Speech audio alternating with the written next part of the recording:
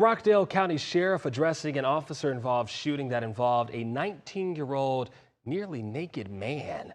That shooting also saw two deputies use their tasers, and now one deputy is on administrative leave. In a statement, the sheriff says, in part, quote, "Our thoughts are with everyone affected, including the individual involved and their recovery. Our deputy, as they deal with the weight of the situation, and the members of our community who might be impacted by this incident." According to the GBI, Jason Marshall-Haynes was spotted nearly completely nude, in their words, near Peaks Chapel Elementary School in Conyers.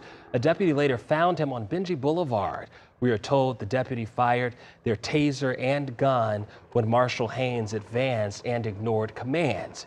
He was taken to the hospital. The sheriff says putting the deputy on administrative leave is standard protocol.